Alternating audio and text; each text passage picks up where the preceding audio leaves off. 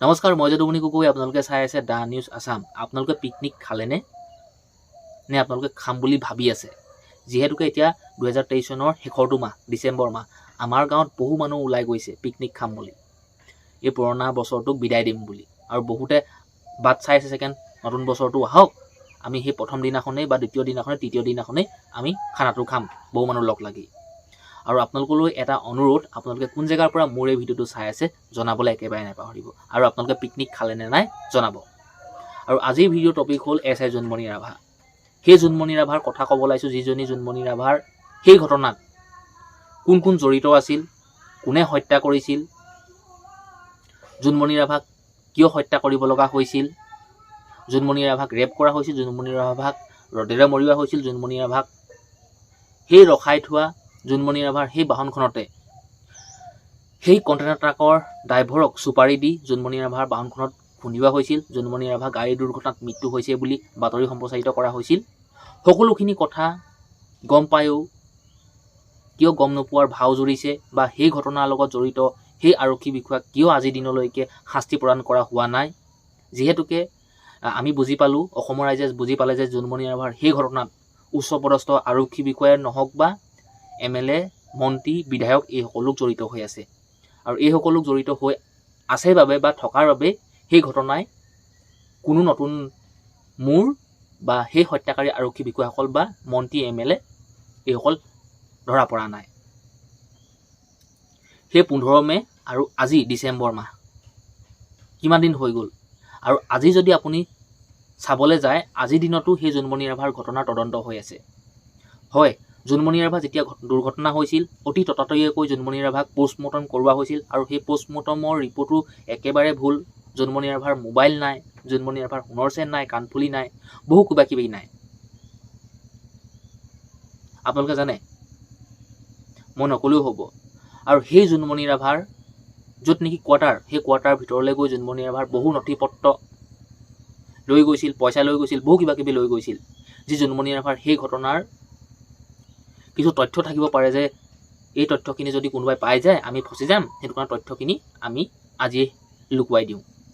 তাৰপিছত আহিল জোনমণি ৰাভাৰ সেই মোবাইলটো, বা জোনমণি ৰাভা যিখন থানাত আৰক্ষী অধীক্ষক হিচাপে কাম কৰিছিল, মৰিকলং আৰক্ষী চকী, সেই থানাৰ কম্পিউটাৰ চেক কৰা হৈছিল, মোবাইল ট্ৰেকিং কৰা হৈছিল, ক'ত গৈছিল, কোনে কোনে কথা পাতিছিল, কাৰ লগত বেছি জোনমণি ৰাভা কথা পাতে, সকলোখিনি তথ্য কি হ'ল আজিৰ দিনত, যে আমুক হ'ব তামুক হ'ব, সকলোখিনি কথা দিছিল আমাক।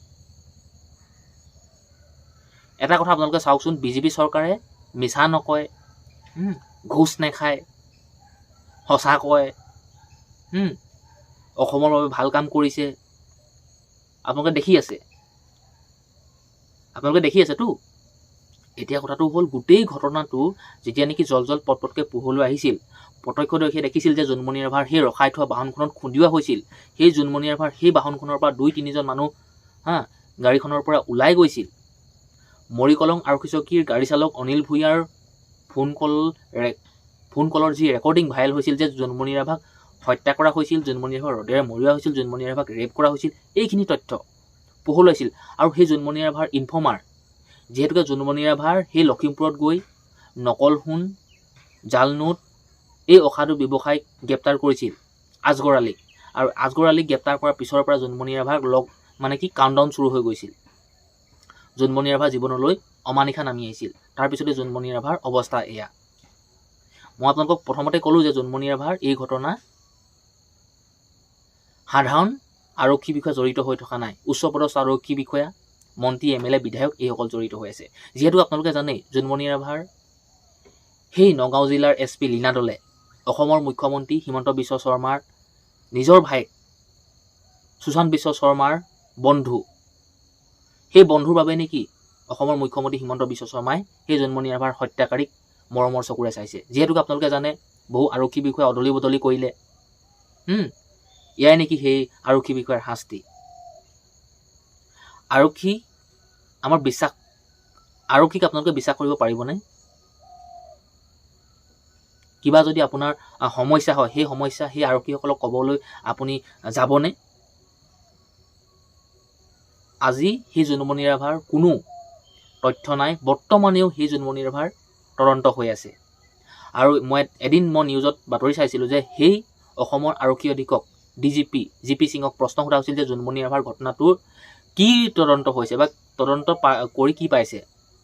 তেতিয়া কৈছে যে তদন্ত বৰ্তমান চলি আছে বা চলাই আছে, আমি প্ৰশ্ন নকৰোঁ, যিহেতুকে সেই CBIক আমি যদি প্ৰশ্ন কৰোঁ যে কি তদন্ত পাইছে কি পাইছে আমি আমনি কৰা হ'ব।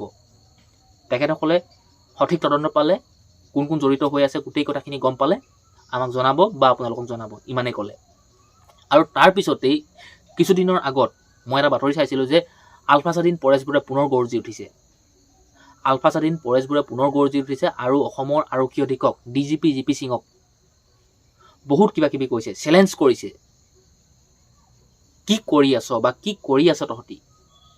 যিটো ঘটনা আমি জানিও তহঁতসকলে বা তহঁতি সেই ঘটনাটো ঢাকি ৰাখিছ, গাপ দি ৰাখিছ, চেলেঞ্জ কৰিছে। অসমৰ আৰক্ষী অধীক্ষক DGP GP সিঙৰ কি হ'ব কি নহ'ব কোনেও নাজানে। আপোনালোকে জানে অসমৰ মুখ্যমন্ত্ৰী গোটেই অসমখন চলাই আছে অসমৰ মুখ্যমন্ত্ৰী হিমন্ত বিশ্ব শৰ্মা। ঠিক সেই পুলিচ মুখাৰ সেই মন্ত্ৰী হ'ল আৰক্ষী অধীক্ষক DGP GP সিং ডাঙৰীয়া। আৰু সেই DGP GP সিং ডাঙৰীয়াই গোটেই আৰক্ষীসকলক চলাইছে। আৰু বৰ্তমান অসমৰ মুখ্যমন্ত্ৰীৰ নিয়ন্ত্ৰণত চলে, শাসনত চলে সেই আৰক্ষী অধীক্ষক DGP GP সিং ডাঙৰীয়া। মানে অসমৰ মুখ্যমন্ত্ৰী তলত ৰাখিছে সেই আৰক্ষীসকলক। অসমৰ মুখ্যমন্ত্ৰী হিমন্ত বিশ্ব শৰ্মাই জানে মই যদি কাক লগত ৰাখিলে মই কি সুবিধা হ'ব, মই কি কৰিব পাৰিম, কি নকৰিব পাৰিম, এনেকুৱা ধৰণৰ কথা। আৰু সেই আলফা স্বাধীন পৰেশবুৰে পুনৰ গৰ্জি উঠিছে, যিহেতুকে এতিয়া তৃতীয় চতুৰ্থবাৰমান হ'ল। এতিয়া আমি চাম যে আচলতে ঘটনাটো কিমান সত্যতা পোহৰলৈ আহে, যে সেই হত্যাকাৰী আৰক্ষী বিষয়াসকল জালত পৰিবনে নাপৰে বা শাস্তি পাবনে নাপায়। আজিৰ দিনত সেই জোনমণি ৰাভাৰ হত্যাকাৰী আৰক্ষী বিষয়া কৰ্মৰত। জোনমণি ৰাভাৰ সেই SP গৰাকী লীনা দলে আজিও তেখেত কৰ্ম কৰি আছে। আভাজ্যোতি ৰাভা, মনোজ ৰাজবংশী, ৰাজা ইছাদ, এইসকল আৰক্ষী বিষয়া আজিও মুকলি আকাশত।